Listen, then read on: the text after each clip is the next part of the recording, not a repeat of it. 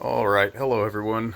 So gonna try to do a quick short video about Season 2 Resistance. So starting off at the main base, our goal is going to be to build these titanium factories. Right, so the season gives you 4, and then if you do the weekly battle pass you can get a 5th one. For this account you can see I've only got the 3 of them, and what we're aiming to do is to get all 4. I'm not sure if I can do that in this video, but let me go over a couple of things.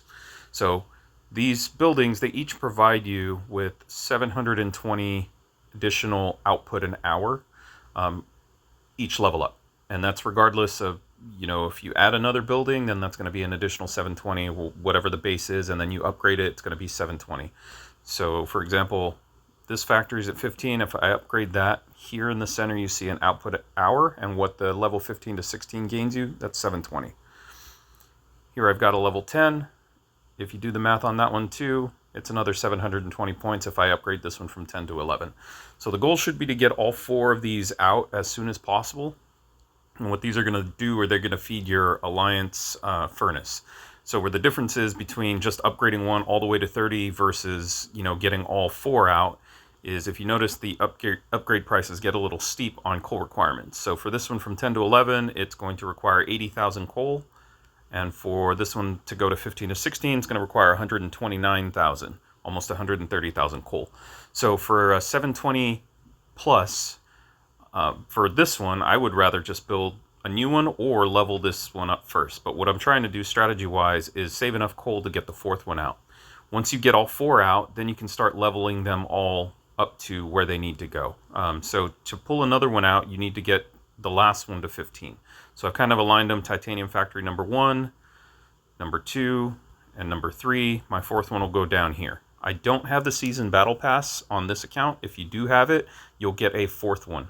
Or a 5th one, I'm sorry. But talking about that, you want to be careful with leveling that one.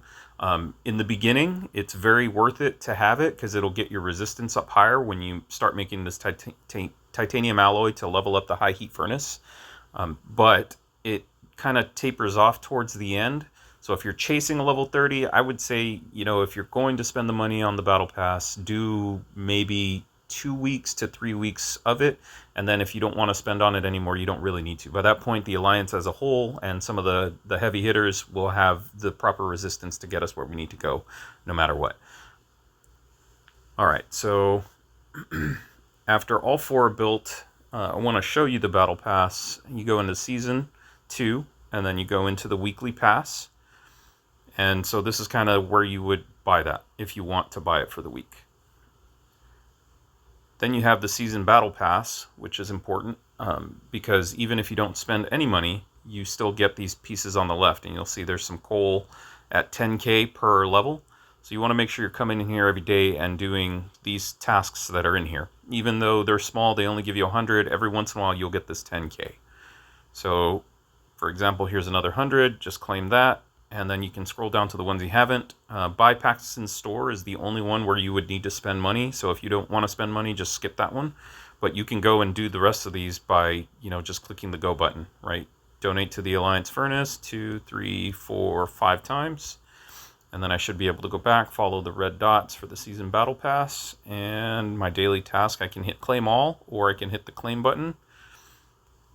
And so right there, I just got 1K times 2 experience plus an additional 800 points, which is going to get me the next one.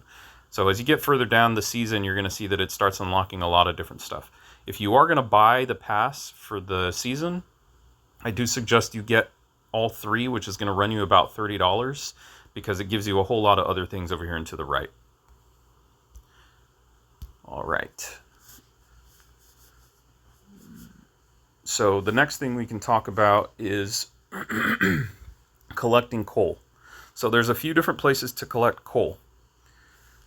And all this is going to feed into building up the Alliance, which I think I've got enough titanium now. I'm sorry, building up the Alliance, our furnace here, the high heat furnace. And I think I've got enough so I can demo that here in a second.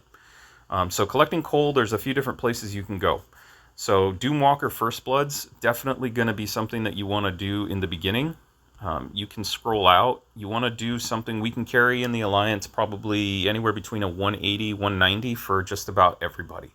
So when you go out looking for these guys, you'll notice this is a 110.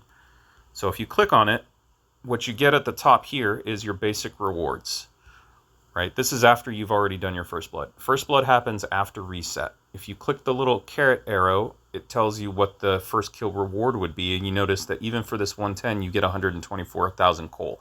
So this is daily. So we need to be doing this daily. The other thing is, if you're going over a 160, you'll get a SR survivor, one of the purple ones, instead of a blue one. So let's go look at the difference by finding another one. The way I find them is to scroll out right until their level disappears and then scroll back in. And then I usually start off into the top and I just scroll through. There's a 190. Scroll through, there's a 180. And you can do this for the whole map. Try to go with ones that are closer, obviously. But again, we can carry you through a 180, 190. Let's look at this 180. So again, clicking the little down caret, we've got 200,000 coal. So if you do this every day, you should be able to level up your titanium alloy factories pretty quickly. All right, so that's one method for getting coal. City captures. So participate in the city captures, and you'll notice in your inbox, I don't think I have it anymore, but here you go. So first capture reward, there's going to be 10K coal for both of those. Well, participant and the member reward, because I was there. So you want to garrison the city or the stronghold for about 20 to 25 seconds and then rotate out.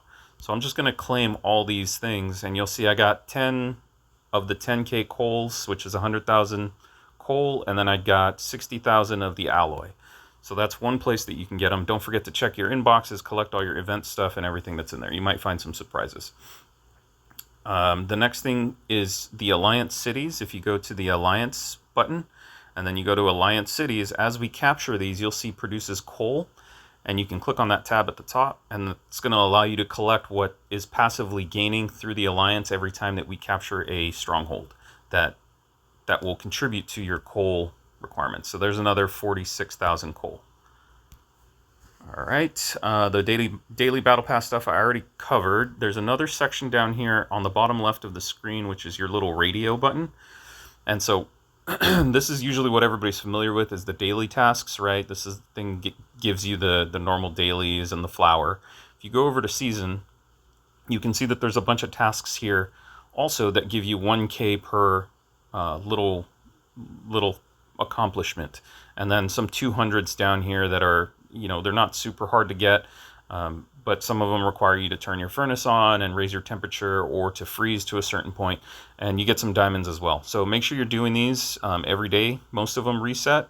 I'll give you an example. Here's a hero recruitment ticket, right? I'll just hit go, and usually we save our hero recruitments for hero day, but when you're chasing this, what's one little thing going to make a difference? And for me, I've got a free recruit, so that's going to give me the free one. And it gave me some alloy, or whatever that was. Maybe that was an alloy. But we can go back into this, into the thing, and we'll see the little radio. We'll see that we've got the season. Oh, Heroes Return recruitment. Apologies. So let's do that. Go back and check here. And for some reason, it's not giving it to me. Okay, well, if you notice that the thing glitches out, then it glitches out. Maybe it's because it was the free one. Yeah, there it is. So it's because it was free. So it didn't count the free one. I actually had to use one ticket. So there's 1,000 coal there. Okay, so the other place we can get coal, which is going to be very important, is actually the zombies, right? So you hit your little magnifying glass down in the bottom left, and then you've got your zombies, right? So each of these guys, for first blood, one attack will give you 1.5k. So you notice that I haven't done some of the 7s. So when I click on it, this is resistant dependent, right? So I've got 1250 out of 1,000 resistance. I'm going to be able to crush this guy no matter what. What I've done over here is, this is my limit, right? So if you notice, I'm doing negative 99% right here. If you're looking in the center where it says info in red, I need 2,500. I only have 1,250, right? So if I attack him, I am actually going to lose, and I'm going to lose a lot of troops. So you need to be careful when you're getting towards your limit with these troop guys, because you're gonna start wasting them really quickly. So I'm going to lose. Okay, so this is where resistance kicks in. You can get War Fever, you can warm your base up, and you might have a little bit of a better attack. And then if you notice in the top left, that's tank, that's air, and that's a missile, right? So your squads counter that. If you have a full tank, you're going to get further on your missile squads than you are on the air squads. And then if you've got air, you're going to get further on tanks than you are going to get against missiles. And, you know, it's rock, paper, scissors. So that's one way to get small amounts. The bigger amounts come from the Doom Elites. So the way I've been doing it, you'll notice I'm a lower level on this account, but I can have somebody carry me into these Doom Elites. But you see that we've got 60k worth of coal. That is a first kill reward. So as everybody progresses up on the higher end, what you'll want to do is kind of ride that, you know, find out in Alliance chat who's online. If you've got some of the biggers online, then what you want to do is ask, hey, can somebody carry me through 3 or 4 or 5 of these Doom Elites? And you quickly get 100 to 120, you know, maybe even 200 coal in one sitting when the right people are online. So what I did was just collected my first blood for those zombies that I hit. And now you can see my coal is up here. You know, I've got this much. You can look here to see what's in your inventory, right? So all those coal pieces that I got earlier from the city capture, they go to your inventory. So you have to make sure to check your resource area often. I would say 2-3 times a day, right? So I'm just going to collect all those. And now I've got, as soon as that banner moves, it looks like I've got 216,000 coal and 159k there. So what I'm going to do is, you can see I can level all these up. I'm going to work on getting the level 10 as high as I can get it, and I'm just going to finish now because it's not costing me any diamonds, and now we're at a standstill. So I've got 3 more levels to go before I can open another one of these. Now I'm going to collect all this. So this is where your resistance comes from, your high heat furnace. We can upgrade it now, and you'll notice that my resistance on the building is going to be different from what is actually my resistance if you have the battle pass, right? So virus resistance is going to go from 1250 to 1500. If you have the battle pass, it's still going to say the exact same, but you'll get an extra 250 here in virus resistance. This is how you check your true virus resistance. You click on this area right up here at the top, right underneath your power, and to the bottom right of your profile picture. All right, if you want to see how much you're accruing, you can click on your alloy and your coal, and it'll tell you right here in the center. You know, for me, it's 30.2 thousand an hour. And then for coal, I'm making about,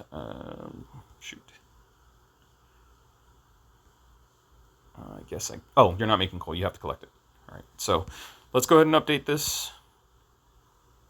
So we'll do it immediately because it doesn't cost me any diamonds.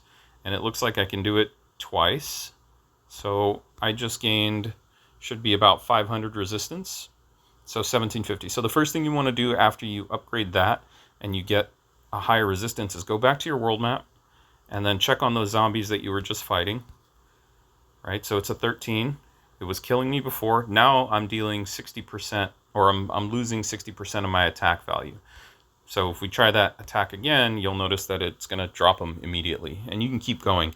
And then what you would do is you would run, you know, up to the highest you can here, up to the highest you can here, and up to the highest you can here. And that's going to net you like 10 to 20k worth of coal. And you should have that set up in your profession so that when you're killing zombies, you're getting additional profession XP. That way you get that too. So there's my 1.5 coal. I'm going to take that. And you just, for the most part, rinse and repeat. And so that's how you get your virus resistance up.